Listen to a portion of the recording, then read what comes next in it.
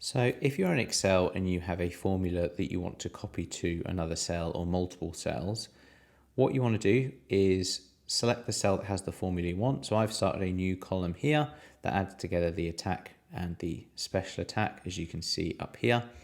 So I could simply do the shortcut to copy and paste, and that will copy the formula into the cell below.